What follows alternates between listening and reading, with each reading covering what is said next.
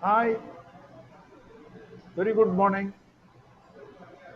This is a Bombay High Court judgment under the Income Tax Act. Vilas Bapandrao Kaloke versus Principal Commissioner of Income Tax. Interesting judgment.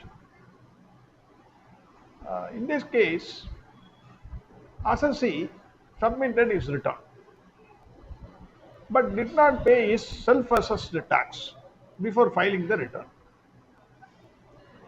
He paid the tax after 2 months of submitting the return, but he paid the tax along with interest. Department issued a show cause notice for prosecution. His reply was, sorry sir, I was under severe financial stress, so I could not pay the tax in time. But I have paid the tax after submitting the return along with interest. So prosecution is not needed. That was his submission.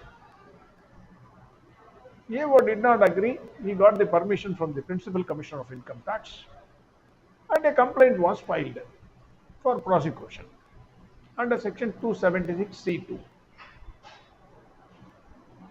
The assessee filed a writ petition before the Bombay High Court praying for quashing the complaint. Bombay High Court examined section 276C1 and C2. Bombay High Court also said it examined 276B, that is, failure to pay the tax deducted at source. If there is a failure to pay the tax deducted at source to the credit of the government, that itself is an offense. That is enough to prosecute the person. But when it looked into section 276 C1 and C2, what is required is willfulness of the assessee. Section 276 C1 says willful attempt to evade the tax. 276 C2 says willful attempt to pay the tax. First is evasion of tax, second is to pay the tax. But in both the cases, there must be some willfulness. Unless it is, unless there is willfulness, then the assessee cannot be prosecuted. That is the view of the Bombay High Court. Bombay High Court looked into this case and said, assessee, in this case, assessee pleaded financial difficulty. So there is no willfulness on his part for non-paying the tax. It was his financial difficulty. And it looked into the pleadings of the complaint filed by the department. So High Court said after looking into the pleadings are wanting in its nature because it was not properly pleaded.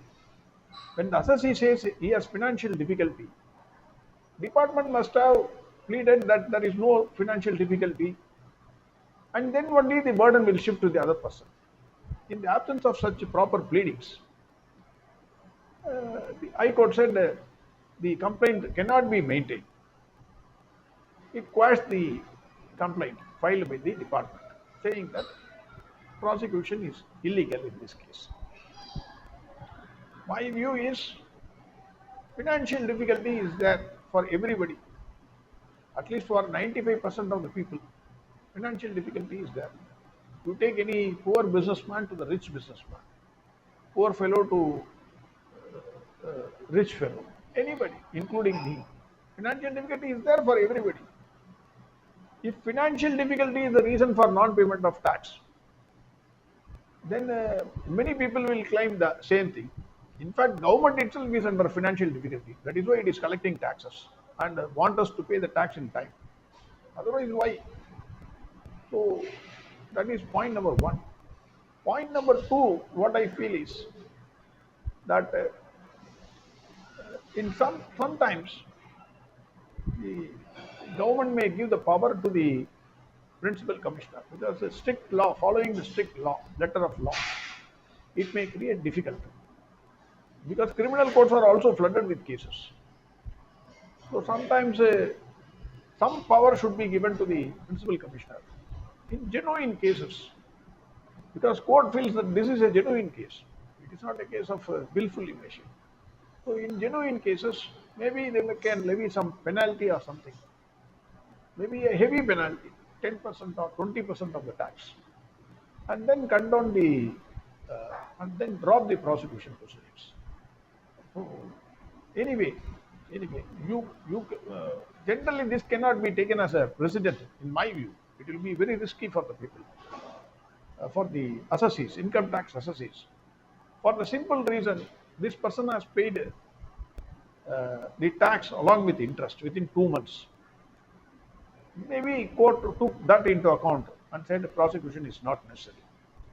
Anyway, Bombay High Court's view prevails, and let us see whether this case law is used by many assessees for not paying tax in time. Only the advocates will be benefited. That is what my feeling is.